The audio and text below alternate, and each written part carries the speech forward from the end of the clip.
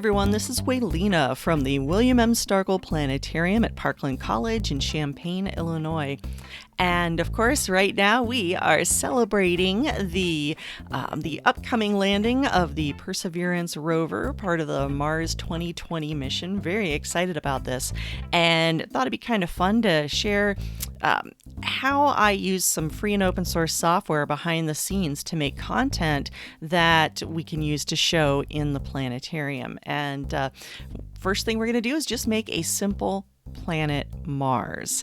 And this is more of a demo than a tutorial, so you can kind of watch and just see the basic idea of how I do it. But there's lots of tutorials that are out there for learning Blender, and it's a lot of fun. A little intimidating when you first see it, but don't worry about it. You know, it's free to download and use, so you can take all the time that you want to get used to it. Okay, let's go ahead and get our Mars image texture map. We'll go to this NASA page, the NASA 3D Resources page in the Images and Textures section. Scrolling down to find the Mars texture. Click on that, go to its page, and we could get a TIFF file or a JPEG, and go ahead and do the JPEG version. Now you see I already have it downloaded, so I'm going to cancel out of that. And next up we have downloading Blender. So the Blender website, blender.org, blender.org, and you go to the giant button for downloading it. Now, if you want to just download what's recommended for your operating system, you can just click this blue button, very similar to the previous one. Or if you're like me, if I'm on a Windows machine, I go and get the portable version, and that's just all the files contained in one zip file. And just click the button, do the download, which I've already done, so I can cancel out. And look at this lovely message. It says, "You are breathtaking. Blender is now yours to keep forever." And that means it's not a subscription model. You download it, you use it. What you make on it, it's your content that you create, and you don't have to pay for use of Blender. You don't have to, pay a ransom later on to be able to access your files. You can even get on there and find versions of Blender from 20 years ago. They're still there, so it's kind of a neat thing. Now, it does say next step, ways that you can support Blender development. Don't worry about that just yet. Wait until you find out if you like it. I do support it in several different ways, and that's great for me. But, when you're just getting started, you just want to go ahead and see what it's like to use it. So let me go ahead and minimize this, and we'll go ahead and open that Blender folder, and we go to the blender.exe file if that's Windows. Otherwise, you go to the executable file that's listed there. Boom. Now, I keep my Blender customized. There's all sorts of things, the settings that you can change preferences, and so I've got mine set up a little bit differently. But in any case, you see the splash screen here. Click anywhere for that to go away. And what I'm going to do right now is I'm going to just go to File, Defaults, and Load Factory Settings, so that what I see here now is what you would be seeing if you're not already set up for using Blender. So in the default scene, we have a cube, and we call it the default cube. We have camera, and we have a lamp, a light. And this is, I'm clicking here in the 3D view. I can also see those objects in the outliner view, where I can select them as well. Okay, so we are going to get rid of that cube. So I'll go ahead and I'll select it, and I could use, depending on your operating system, you can use the X key or delete key. You could use the menu by going to Object and then delete, just like that. So we're going to add a sphere, and we're going to go ahead and use, we'll use a UV sphere. Kind of looks like a golf ball there, doesn't it? Yeah, it does. Let's go ahead, and while we still have it selected, and you see it's outlined in orange, going to change its scale, make it bigger so that it's going to fill the view. Now we could go over here into the properties panel and set the scale manually, but there are a lot of wonderful keyboard shortcuts, and I'm going to use one right now. I'm going to hit the S key for scale, and yeah, I could move my mouse to scale it, but I'm just going to enter the number 2, and then I'll hit enter. And now I have changed the scale from 1 to 2. And you see that reflected over there in the properties. Kind of a neat thing to be able to do that. Now I don't want it all faceted like that. So I'm going to go ahead to the object menu up there and go to make smooth, shade smooth, sorry. There we go. I can still see some of the faceting around the edges, but that's okay. We can do something about that later if we want to. Let's see how this looks in our camera view. And so I'm going to use the number keypad, the keypad on the keyboard. I'm going to hit the 0 key, and that shows me the camera view. Now I could have gone up to view and selected it there. It toggles. It toggles. So same difference. There we go. And let's see the rendered view of it. And this is a sample of what it would look like rendered. So I'm going up to viewport shading, selecting rendered, and well, looks a little shaded, but the background is all gray, and we can change that. We can make that background black by going to the properties for the world properties. It's this little globe over here in the properties section.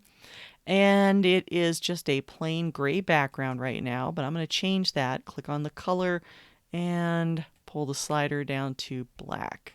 Ah, very nice. Okay, now I'm going to change the lighting a bit, and the lighting's not too bad there, but I'm going to want to make the direction a little bit different. So I selected light, and if I zoom out with my scroll wheel, I see that the light is now selected. See, sphere selected, and light is selected. And over in the properties, this icon here has the data has changed to a light bulb, so I'm going to click on that. I'm going to change it from a point light source to a sunlight, and that's a very bright sun. And I'm going to go ahead and change its strength down to say 4, and I'm going to pull its specular, that's sort of the shininess of it, down to 0, and that'll just give us a nicer look later on. And I played around with these settings earlier. I'm going to change the angle to, no, not the angle here. I'm sorry. Screwed that up again. That part's not, that's not important for this particular animation. I'm going to go to, in fact, I'm going to Control Z that. So I'm not going to change this angle. I'm going to go to the transformation, and just like we changed the scale for the sphere, well, we're going to change the rotation for the lamp, and I'm going to change it to 50 degrees, and that's just showing us more of the sphere. All right, so that does it for the lamp and for the basics of the sphere, but we need to apply the texture. We need to turn it into Mars. So I'm going to go over to Shading tab. Excuse me. The Shading tab is set up with everything in different orders, and here we've got the same kind of viewport shading options, so I've just changed it to match what we were looking at before, and I'm going to select the sphere. Now we're going to add a material, and we're doing it in the node system. So this is the shader editor, and let's make some shader nodes. Boom. Now we have a material.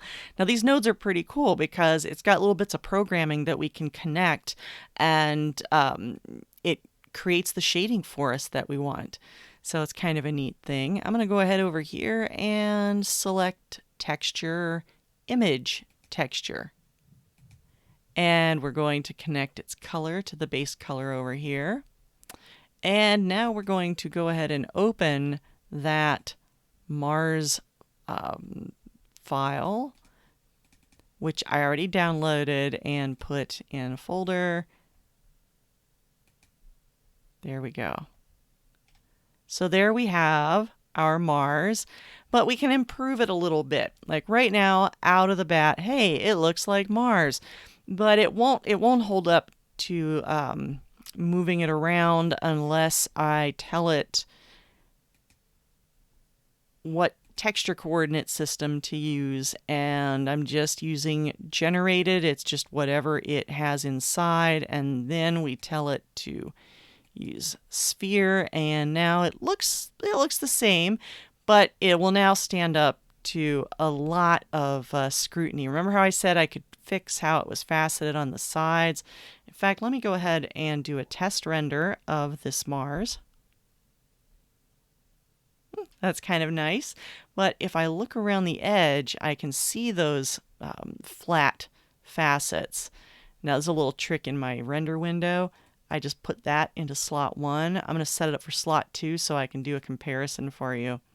Oh, I'm not trying to show off. I'm just doing a few little extra tricks. So I'm going to add a modifier to that sphere. Subdivision surface. There we go. And now I'm going to render it. And it's a lot smoother around the edge. Now remember how I did that weird thing with the slot up here? That's just so that I can go back and forth between the two and compare. So there we've made a Mars, and it's pretty cool. If I wanted to make it rotate, there's lots of different ways I could animate that, and there's setting keyframes, there's drivers, or I could just put an expression into the rotation for it. So I'll do that, an expression of frame, and then I'll just divide it by some number. Divided by, we'll put in 20. That'll be a little fast, but that'll be okay. And then if I go back to the layout where I have a nice timeline, I can hit play, and the Mars now rotates. So if I did a render animation, I would be rendering out frames of this in animation form.